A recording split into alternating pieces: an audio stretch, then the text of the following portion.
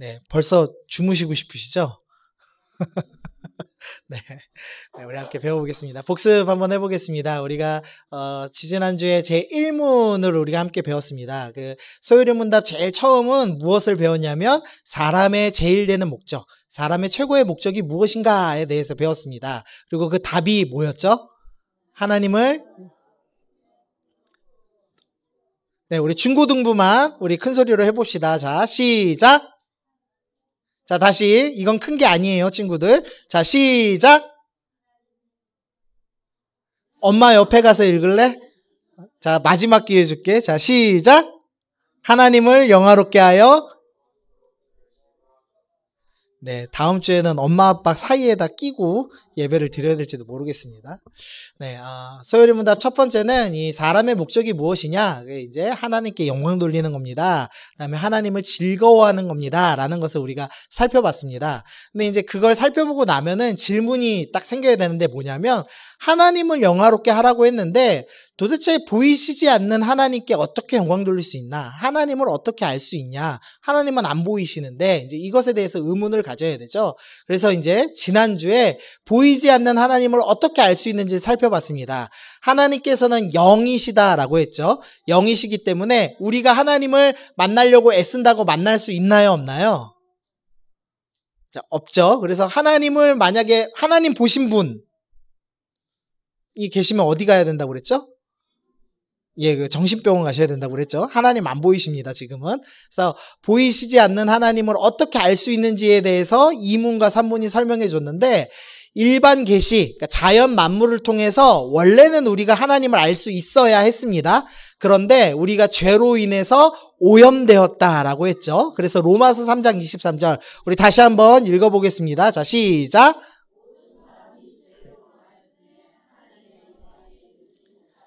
예, 여기서 하나님의 영광에 이르지 못했다. 이것은 하나님이 만드신 영광스러운 원래 우리 인간의 수준, 거기에 이르지 못하고 죄로 오염돼서 망가진 상태다. 이렇게 설명을 했습니다. 그래서 옆에 사람들 보시면요. 지금 죄로 인해서 망가진 상태입니다. 옆에 한번 보시죠. 어떠세요? 좀 많이 망가졌나요? 예. 너무 망가져서 비웃고 싶은 정도의 사람도 있고, 좀 덜 망가져 보이는 사람도 있고, 네. 어쨌든 이제 죄로 오염되었다라고 표현됐습니다. 그래서 우리가 하나님이 만드신 우주 만물을 보고 하나님을 알 수 없게 되었죠. 그래서 하나님께서 스스로 열어 보여주셨다, 계시하셨다라고 했습니다. 뭘로 계시하셨냐면 특별 계시라고 하는 성경을 통해서 정확한 언어를 통해서 하나님이 나는 이런 걸 좋아하고 나는 이런 존재야 라는 것을 우리 가운데 성경을 통해서 지금부터 설명해 주시겠다라고 말씀을 하셨죠. 그래서 성경을 통해서 해서 제2문 보면 하나님께서 무슨 규칙을 우리에게 주셨습니까? 신구약 성경에 기재된 하나님 말씀으로 하나님이 어떤 분이신지 또 어떻게 그분께 영광 돌려야 되는지를 가르쳐 주셨습니다 라고 이제 설명을 했습니다. 그래서 오늘부터는 성경에서 이제 어떻게 하나님께 영광 돌리는가에 대한 스토리를 우리가 살펴보려고 합니다. 그래서 오늘은 그 중에서도 먼저는 도대체 영광 돌려야 될 그 분, 하나님은 누구신가에 대해서 우리가 먼저 좀 살펴보려고 합니다. 그래서 4문, 5문, 6문 되게 어렵게 돼 있습니다. 4문 보면 하나님의 존재와 지혜와 권능과 거룩과 공의와 선함과 신실에 있어 무한하시고 영원하시고 불변하시며 하면서 되게 어렵게 돼 있긴 한데 요거를 그나마 좀 쉽게 한번 풀어보겠습니다. 자, 먼저 너무 어려우셔서 제가 이 마인드맵 먼저 그려드렸습니다. 무신론 살펴보고요. 유신론 살펴볼 겁니다. 무신론은 신이 없다는 주장이죠. 그 다음에 신이 있다는 주장에도 두 부류로 나눌 수 있습니다. 신이 있다고 얘기하지만 사실상 신이 없다고 주장하는 실천적 무신론이라고 부르는 게 있고 진짜 신이 있다라고 생각하는 유신론이 있습니다. 하나씩 다 살펴볼 겁니다. 먼저 살펴보시죠. 무신론입니다. 무신론의 저희 딸이 요새 마법천자문을 열심히 보고 있거든요. 한자로 설명하면 훨씬 쉽죠. 앞에 무자가 무슨 무자인지, 자, 우리 찬이야. 앞에 무자가 무슨 무자니? 없을 무. 자, 그 다음에, 갑자기 이름이 생각 안 나네. 갑자기 머리가 새야지네. 정훈이 형, 정환아. 정환아, 신은 무슨 신자야? 정환아, 신 무슨 신자야? 당황해서 답을 못하는 거니? 누가 얘기한다고? 정훈이가 대신 얘기해 줄 거다고? 동생아, 저 신자 무슨 신자야? 배울 신? 그렇지. 신. 신. 예, 귀신 할 때 신자 쓰기도 하고요. 이 제우스 신 이런 거 할 때 신자죠. 그래서 없을무에 신자 쓰면 뭐죠? 신이 없다라는 주장. 신이 없다라는 주장을 사람들이 많이 합니다. 시편 14편 1절 우리 함께 읽어보겠습니다. 시작. 어리석은 자는 하나님이 없다 하는도다. 그들은 부패하고 그의 행실은 가증하니. 네, 성경에서는 신이 없다라고, 하나님이 없다라고 말하는 사람들은 어리석다라고 표현을 하고 있습니다. 많은 세상 사람들이 신이 없다라고 생각을 하죠. 그럼 신이 없으면 이 땅 모든 것은 그냥 우연히 생겨난 것이고 그냥 존재하니까 태어난 김에 산다라고 주장하는 사람들이 참 많습니다. 이 대표적인 철학자가 마르크스, 공산당 만든 사람이죠. 공산주의 처음 만든 사람인데 종교는 인민의 아편이다 하면서 종교는 사람들이 환상으로 만들어낸 것일 뿐이야 라고 주장을 했습니다. 그런데 사실은 철학적으로 볼 때는 무신론은 맞지가 않습니다. 왜 안 맞냐면요. 모든 것에는 늘 원인이란 게 있거든요. 자, 어렵지만 쉽게 해보죠. 자, 이재함이 존재하려면 누가 있어야 되죠? 위에? 부모님이 계셔야 됩니다. 그럼 저희 아버지가 존재하려면 누구 있으셔야 되죠?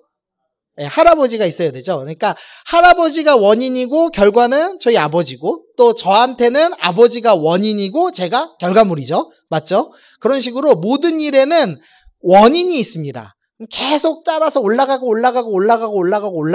끝도 없이 올라가지는 않겠죠. 어떤 처음 시점에는 원인이 없이 스스로 처음부터 있는 무언가가 있겠죠. 그것을 첫 번째 원인이라고 합니다. 제1원인이라고 부릅니다. 그것을 신이라고 하는 거죠. 물론 이제 우리는 그것을 하나님이라고 믿지만 철학자들은 논리적으로 생각할 때 어쨌든 뭔가 출발점은 있어야 돼. 그래서 그것이 신일 거야 라고 철학자들이 생각을 합니다. 과학자들은 그것을 우연이라고 표현하지만 우연이라는 것은 철학 용어가 될 수가 없죠. 아무것도 존재하지 않는데 무언가 존재가 생겨날 수가 없죠. 그래서 철학적으로는 신이라는 건 있을 거야 라고 이제 이렇게 생각을 합니다. 그러면은 신이 있다라고 어쩔 수 없이 생각은 하는데 사실상 신이 없는 것처럼 사는 사람들이 있습니다. 그래서 그 사람들을 좀 어렵게 실천적 무신론, 그러니까 신이 있다고 이야기는 하지만 실제로는 신이 없는 사람들처럼 살고 있는 사람들 이렇게 이제 부르곤 합니다. 그래서 디도서에서 보니까 그들이 하나님을 시인하나 하나님이 있다고는 믿습니다. 그런데 행위로 삶을 살 때는 하나님이 없는 사람처럼 부인하고 사는 사람들이 있다라고 표현하죠. 그 사람들은 가증하고 복종하지 아니하고 모든 선한 일을 버린 사람이다라고 표현된 잘못된 삶을 살고 있습니다. 우리 지금 대한민국의 무신론자들이 51%입니다. 신이 없다라고 얘기하는. 그래서 우리 중고등부 아이들 상당수, 중고등부 친구들, 이 학교 다니는 친구들 상당수가 저렇게 신이 없다, 신이 존재한다라고 막연히는 생각하지만 실제로는 신이 없는 것처럼 사는 실천적 무신론자의 삶을 살고 있죠. 자, 그 실천적 무신론의 첫 번째는 뭐냐? 불가지론입니다. 오늘 들은 용어들은 적어 놓으시면 유식한 척 하시기 좋습니다. 자, 불가지론인데 불가가 무슨 뜻이냐면요. 가짜가 가하다, 허락받다 이런 겁니다. 그러면은 불가는 무슨 뜻일까요? 허락받지 않다죠. 그 다음 지자 무슨 지자죠? 알지, 알다 할 때 지죠. 그러니까 아는 것이 허락되지 않았다라는 뜻입니다.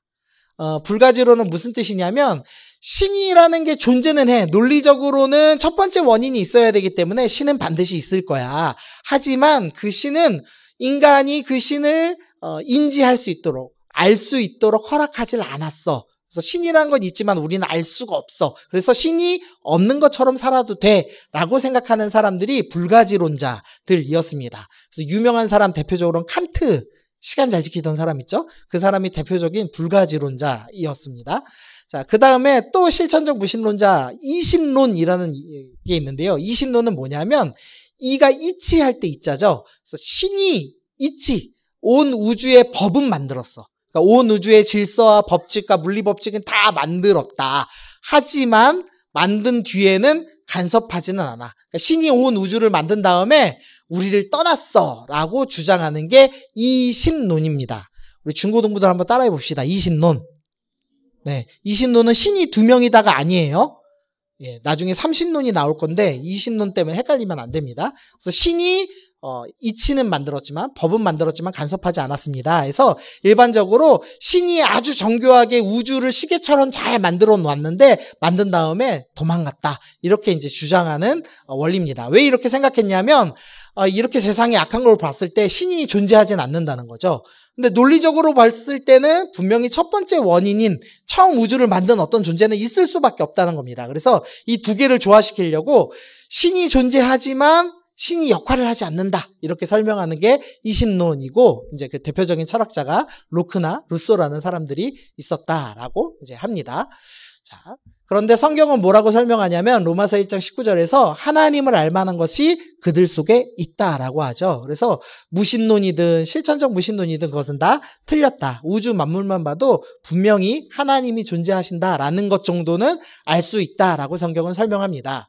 그러면 신이 있다고 믿는 사람들이 이제 세 가지 부류로 나눠볼 수 있습니다. 첫 번째는 범신론입니다. 그 범국민적으로라는 말이 있죠. 그게 무슨 뜻이죠? 모든 국민들이죠. 범용적으로면 뭐죠?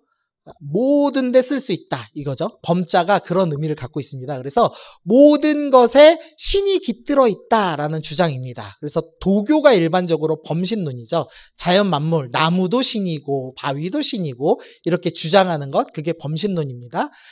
그래서 우리 주변에는 자연 만물을 신으로 섬기는 사람들이 있죠. 샤머니즘, 무당들이 대표적으로 그런 사람들이라고 할 수가 있겠습니다.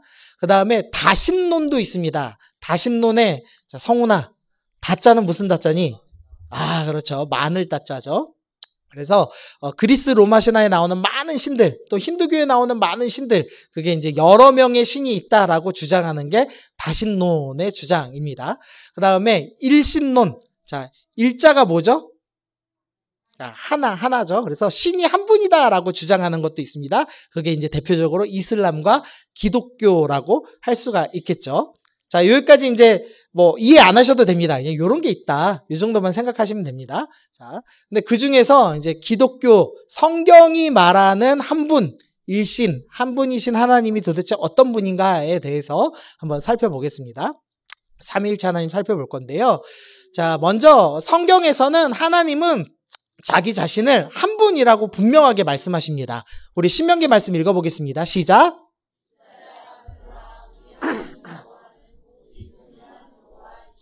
네, 하나님은 오직 유일한 한 분 하나님이다 라고 설명합니다. 이사야 45장에서도 나는 여호와라 나 외에 다른 신은 없다라고 하면서 성경은 분명히 하나님은 한 분이야 라고 설명을 하고 있습니다. 이거 우리가 잘 알고 계시죠? 그런데 이제 문제가 있는데 동시에 세 분이 나타난다는 게 문제입니다. 성경은 분명히 나는 하나야 라고 하나님 스스로 나는 하나다 라고 얘기하셨는데 그럼에도 또 세 분이 있다라는 이상한 설명을 하고 있는 겁니다. 자, 우리 마태복음 28장에서 세 분을 찾아볼게요. 제가 굵은 글씨 표시했습니다. 첫 번째는 누구시죠? 아버지라고 돼 있는 하나님이시죠. 우리가 일반적으로 하나님이라고 부를 때 성부, 성스러운 부자는 아버지, 성스러운 아버지신 하나님이 있고요. 두 번째로는 누가 있죠? 아들이라고 불러서 성자, 누구시죠? 예수님, 하나님의 아들이라고 부르는 예수님이 계시죠. 그다음 마지막 세 번째로는 성령, 하나님의 영이라고 불리는 그 성령 하나님에서 세 분의 하나님이 있다라고 성경이 이야기를 하는 겁니다. 그래서 아니 분명히 너네는 하나님이 한 분이라고 하면서 왜 동시에 하나님을 세 분이라고 하는 거냐? 이제 이게 이해하기가 매우 어렵죠. 그래서 성경에서 어려운 설명 하나 드렸습니다. 시편 2편 한번 읽어볼까요? 시작. 내가 여호와의 명령을 전하노라. 너는 내 아들이라 오늘 내가 너를 낳았도다.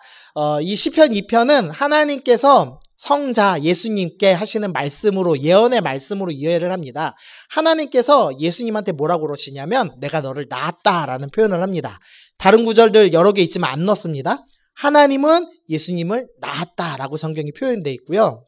성령님은 요한복음 보니까 보혜사 곧 아버지께로부터 나오시는 진리의 성령이 계시다라는 설명합니다.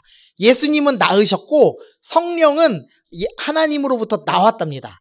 이게 옆구리부터 나온 건지 뭐 어디서부터 나온 건지는 모르겠지만 낳았다, 낳으셨다라는 아주 묘한 표현을 써서 한 분이신데 동시에 세 분이라는 어려운 지금 설명을 하고 있는 겁니다. 요거를 이제 좀 제가 좀 설명을 드릴게요. 자, 요것만 한번 읽어보겠습니다. 자, 시작. 한 본질 세 위격의 삼위일체.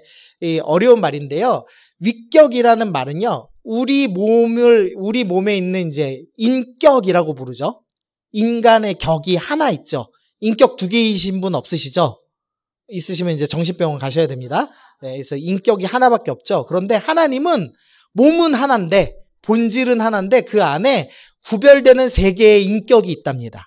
근데 이제 하나님은 인간이 아니니까 인격이라는 말을 안 쓰고 위격이라는 말을 써서 지금 표현하고 있는 겁니다. 그래서 우리가 도저히 이해를 못하는 겁니다. 인간은 한 몸에 한 인격이 있는데 하나님은 자기가 하나라고 주장하는데 그 안에는 구별되는 3개의 인격, 위격이 있어. 그래서 우리 신학자들이 그냥 우리는 하나님 온전히 이해할 수 없으니까 성경에 있는 그대로 삼위, 3가지의 인격, 위격을 갖고 계시면서 동시에 한 몸을 갖고 계신 분이야 라고 해서 삼위일체라는 어려운 말로 하나님을 설명을 하고 있습니다.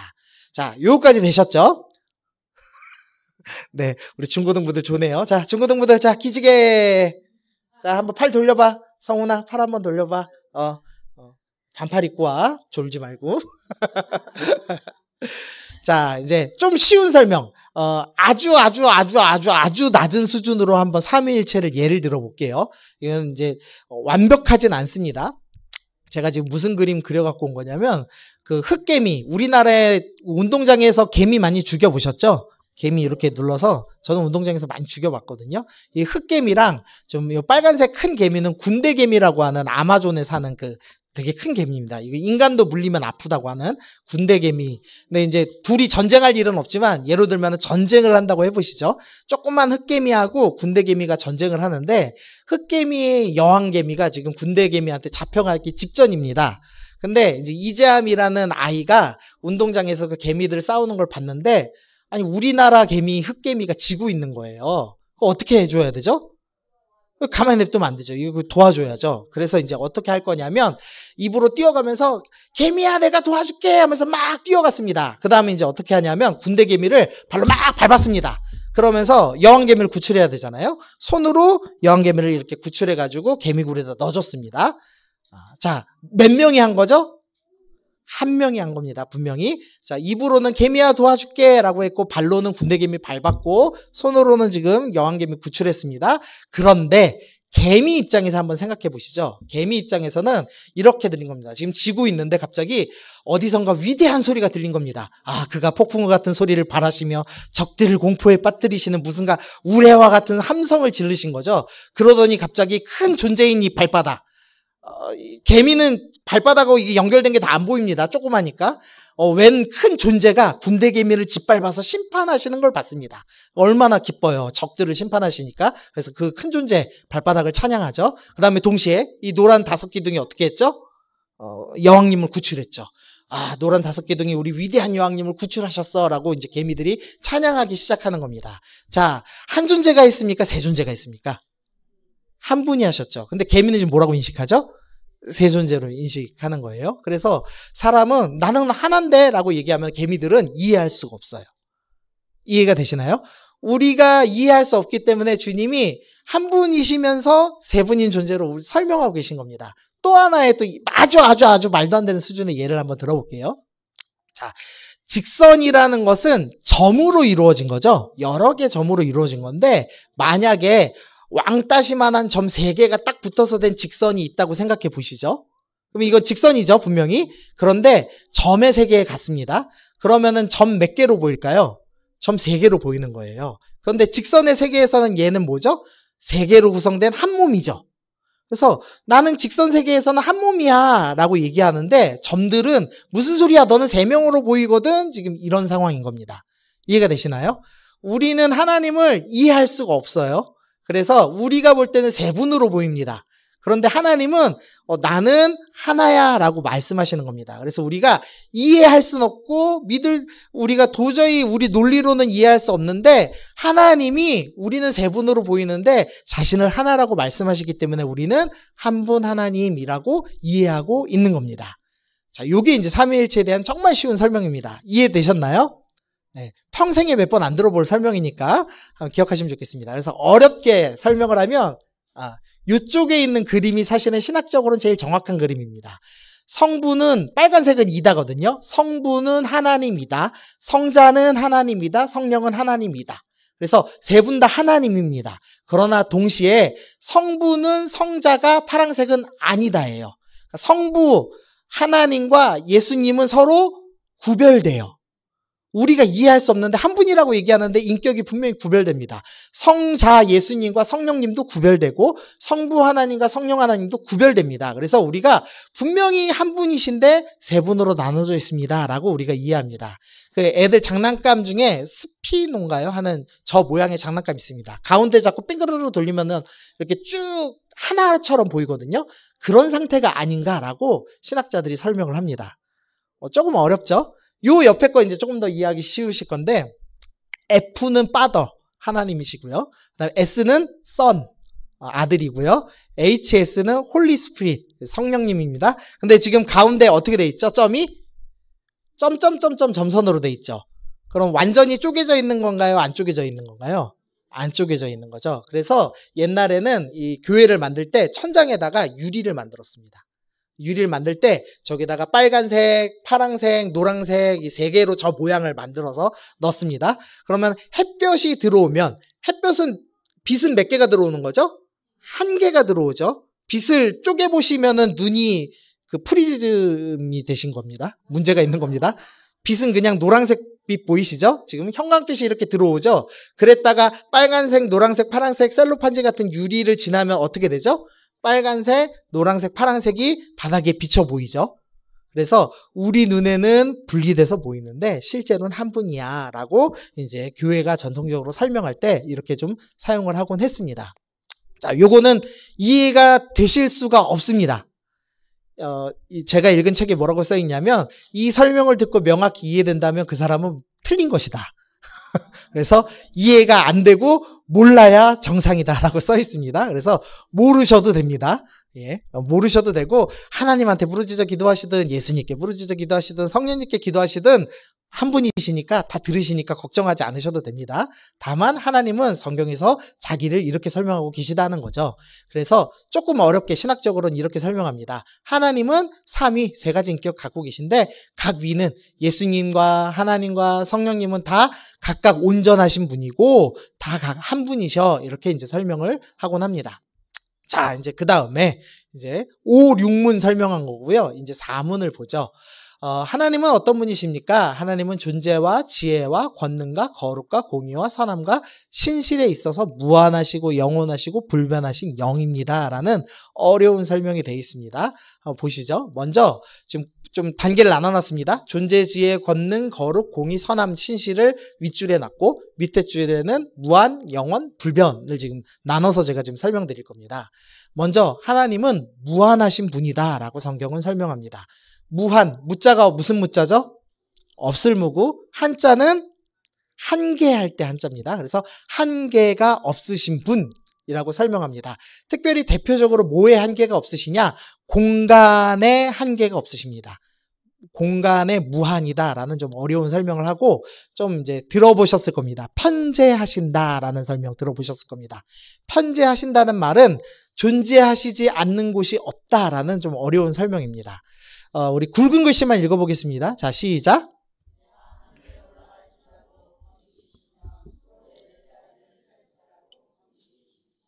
네. 오늘 설교 끝나고 저희 집사람한테 혼날 것 같아요. 지난주에 어렵게 했다고 혼났거든요. 어떻게든 쉽게 하라고 했는데, 네, 오늘까지는 좀 어려울 것 같습니다. 하나님은 어디든지 계십니다. 근데 이게 무슨 의미냐면, 하나님이 순간이동하신다라는 의미가 아니고요. 아닙니다. 하나님 나 쫓아다니시는 거 아닙니다. 하나님은요, 모든 곳에 다 계십니다. 무슨 소리냐면, 공간은 하나님의 창조물이죠. 우주 만물을 하나님이 창조하셨죠? 그러면 공간을 창조하시기 전에 하나님 어디 계셨죠? 영적인 세계에 계셨죠? 그래서 하나님은 공간보다 크신 분이어서 모든 공간에 다 계세요. 이해가 되십니까? 이게 되게 어려운 말이죠. 제가 마귀랑 좀 차이점 설명드릴게요. 마귀는 공간을 초월할까요? 안 할까요? 초월한다는 거는 어느 곳이나 있을 수 있을까요? 없을까요? 없습니다. 마귀는 물론 영적인 존재니까 이 벽을 통과할 수 있겠죠. 이거 틀린 겁니다. 지금 무슨 설명이냐? 공간에 존재해야 벽을 통과할 수 있잖아요. 영적인 존재니까 공간 안에 있지 않아요.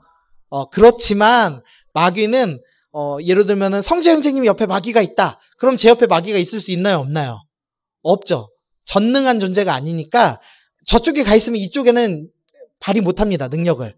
그러니까 특정한 공간에서만 어느 지역에서만 활동할 수 있다는 거죠. 그러니까 벽이나 이런 뭐 산이나 그런 것에 막히는 존재는 아닐지 몰라도 특정한 곳에만 있을 수 있는 존재지만 하나님은 어디에 계시다고요? 모든 존재에 모든 공간에 다 계실 수 있다. 그래서 그것을 공간에 무한하다, 편재성이라는 어려운 설명을 우리 가운데 합니다. 그래서 우리는 하나님께 피해 있을 수 있나요? 없나요? 없습니다. 여러분이 죄지면 하나님 도망가시나요? 그러니까 우리가 이해하기 편하라고 마음속에 계신 성령께서 근심하신다 뭐 이런 표현을 쓰지만 하나님께서는 우리가 범죄한다고 해서 우리에게서 떠나시지 않습니다. 하나님이 공간보다 크기 때문에 이해 안 되셔도 그냥 받아들이십시오. 네. 자, 두 번째, 무한하신데 시간적으로 무한하십니다. 그래서 그것을 영원이라는 표현을 씁니다. 근데 영원은 두 가지로 구분하셔야 됩니다. 시간이 끝도 없이 이어진다라고 할 때 우리가 영원이라는 표현을 쓰기도 하죠. 그런데 성경에서 얘기하는 영원은 시간이 끝도 없다라는 개념이 아니고요. 시간 전부터입니다. 시간도 창조됐거든요. 하나님은 시간 전부터 존재하시는 분이죠. 그래서 시편 90편 보니까 영원부터 영원까지 주는 하나님이십니다 라고 하면서 시간 밖에 계시는 분이라는 설명을 합니다. 그래서 어거스틴이라는 우리 칼빈 선생님이 가장 인용을 많이 한 그 선생님이 뭐라고 표현했냐면 하나님은 영원한 현재에 존재하신다라는 어려운 말씀 쓰셨습니다. 하나님은 우리 과거도 지금 다 보고 계시고요. 우리 미래도 다 보고 계시죠. 왜냐하면 시간 밖에 계시니까. 저도 이해 안 됩니다. 이해 안 되는데 그냥 설명하는 겁니다. 저는 그래서 맨날 상상할 때 시간이라는 강이 흐르는데 그 밖에 계셔. 그냥 이렇게 이해하거든요. 하나님이 우리를 왜 참으실 수 있죠? 지금 설교도 똑바로 안 듣고 범죄하고 핸드폰 하는 이 중고등부를 왜 바로 벼락을 치지 않으시고 참으시죠? 이유가 뭐죠? 하나님은 시간 밖에 계셔서 미래에 내가 이 못된 놈 변화시켜서 내 자녀로 삼을 거야 라는 걸 보고 계시기 때문에 그래서 하나님께서 벌 주시지 않는 겁니다. 그래서 하나님은 공간과 시간 밖에 계시다, 무한하게 계시다라고 설명을 합니다. 그럼 우리가 천국 가면은 시간 안에 있을까요? 시간 밖에 있을까요? 우리는 천국 가면은 하나님이 만드신 우주 만물 안에서 살까요? 공간 밖에서 살까요? 예, 하나님만 밖에 계십니다. 우리 하나님하고 맞먹으려고 하시면 안 돼요. 우리는 새 하늘과 새 땅 안에서 시간 안에서 영원히 사는 겁니다. 그러니까 우리는 시공간 밖을 떠나질 않죠. 근데 하나님은 시공간 밖에 계시는 분이라고 성경이 설명합니다. 저희도 이해되지 않지만 신학자들이 그냥 그렇게 이해합니다. 그러면 이제 질문을 하나 해야 되는데요. 아니 예수님은 낳으셨다. 하나님께 낳음 받았다. 라고 표현하고 성령님은 하나님께로부터 나았다라고 표현됐는데 근데 또 성경에는 동시에 하나님과 예수님과 성령님이 동등되다라는 표현이 있거든요. 이거 어떻게 이해해야 되지? 이제 이런 의문이 있죠. 예를 들면 제 딸이 서연인데 저랑 저희 집사람이 서연이를 낳았죠. 그러면 서연이는 저희보다 열등한가요? 우월한가요? 열등하죠. 제가 서연이보다는 좀 똑똑하지 않을까요? 저 대학 나왔는데 서연이 아직 이제 곱셈하고 있거든요. 그래서 제가 좀 더 우월하죠. 근데 낳음 받은 존재보다 나은 존재가 좀 더 낫다라는 개념은 시간 안에서 성립하는 겁니다. 맞죠? 이 서연이는 9년밖에 못 살았고 저는 40년을 살았으니까 제가 좀 더 괜찮은 존재인 거죠. 근데 하나님은 시간 밖에 계시다고 그랬죠? 그러면은 나으신 하나님과 나음 받은 예수님 중에 누가 더 먼저 존재했나요? 시간 개념이 없으니까 먼저 존재한 거란 건 없는 겁니다. 그래서 하나님이 예수님 낳았다는 게 무슨 표현인지 우리 이해 못해요. 그냥 성경이 낳았다고 표현하니까 그냥 우리가 이해하게 하려고 낳았다는 표현을 쓰셔서 그렇게 받아들일 뿐이지 실제로 하나님하고 예수님 중에 누가 더 먼저 계셨습니까? 모릅니다.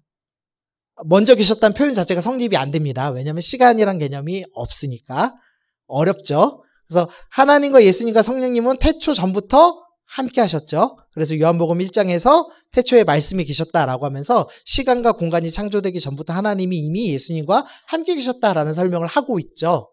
그래서 나음 받았다, 나오셨다라는 게 그만큼 친밀하다라는 어떤 표현을 가리킨다 정도로만 이해하시면 될 것 같습니다. 예수님이 하나님과 얼마나 친하냐? 아버지와 아들. 우리가 인간이 가지고 있는 가장 친밀한 관계가 부모와 자식 관계잖아요. 그래서 그만큼 친해라는 것을 설명하시기 위해서 나았다라는 표현을 쓴 것 아닌가? 이렇게 이제 이해하시면 딱 될 것 같습니다. 네. 까먹으셔도 됩니다. 까먹으셔도 되는데 이것만 기억하십시오. 예수님이 하나님보다 열등한가요? 아닙니다. 동등하십니다. 성경이 동등되다고 표현하고 있기 때문입니다. 그렇게만 이해하시면 됩니다. 자, 마지막으로 불변성입니다. 하나님은 변화하지 않으십니다. 왜 변하지 않냐? 우리가 왜 변하냐면요. 시간이 흐르면 기력이 떨어지고 기력이 떨어지면 화낼 힘이 없잖아요. 제가 아직은 좀 이렇게 화가 있거든요. 그래서 한 번씩 이렇게 좀 혼을 냅니다. 근데 제가 이제 나이를 더 먹어서 60대가 되면 제가 혼낼까요? 안 혼낼까요? 좀 쉽지 않겠죠. 기력이 많이 떨어지겠죠. 그래서 시간이 지나면 사람이 변해요. 맞죠? 그리고 공간 안에 있으면 공간 안에 있는 그 모든 것은 썩잖아요. 약해지고 늙죠. 그래서 시간과 공간 안에 있으면 변할 수밖에 없습니다. 근데 하나님은 시간과 공간 밖에 계시다고 그랬죠. 그래서 하나님은 절대 변하지 않으십니다. 그것을 야고보서가 이렇게 표현합니다.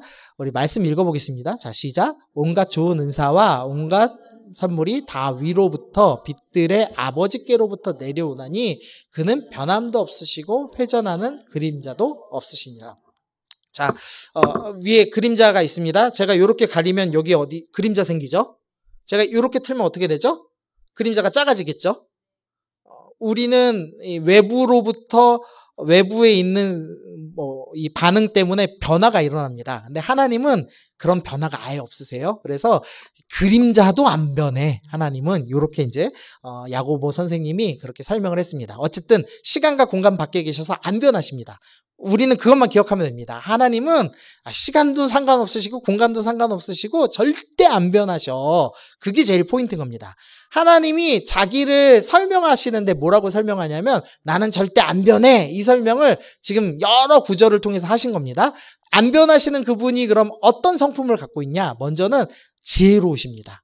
깊도다 하나님의 지혜와 지식의 풍성하며 하나님의 지혜가 매우 깊습니다. 그리고 하나님은 권능, 능력이 참 많으십니다. 전능하시다라는 표현을 하죠. 또 하나님은 거룩하십니다. 조금의 죄도 보지 않으시고 그 죄를 없애시고 그 거룩의 상태를 유지하는 것을 공의라고 하거든요. 그 계속 의로움을 이루시는 분입니다. 그리고 하나님은 선하시고 신실하시고 사랑이 많으신 분입니다. 자, 이거 제가 짧게 넘어갔는데요. 하나님은 우리를 사랑하십니다. 근데 그분이 어떠시다고요? 불변하다라는 설명을 하고 계시는 겁니다. 복잡한 거 다 기억하실 필요 없고요. 하나님이 그래도 나는 너네랑 사랑하고 싶어. 그래서 내가 어떤 사람인지는 좀 보여주고 싶어 해서 설명하시는데 나는 하나인데 너네가 볼 땐 셋으로 보일 거야. 그래서 삼위일체라는 좀 어려운 용어로 이렇게 설명하지만 어쨌든 나는 하나야. 근데 너네가 셋으로 보일 수 있어. 라고 하면서 사랑하는 사람한테 자기가 어떤 존재인지를 드러내신 겁니다. 그러면서 핵심적으로 하고 싶으신 말씀은 나는 너를 사랑해. 내 무한한 지혜로 너를 보호할 것이고 내 무한한 무한한 능력으로 너희를 보호할 것이고 내가 무한한 거룩으로 너를 죄가 없이 깨끗하게 너를 구원할 거야. 그리고 나는 그 마음이 절대 변하지 않아. 그것을 성경이 우리 가운데 설명하고 있는 겁니다. 그래서 요한복음 1장 12절만 읽어보고 마치겠습니다. 시작.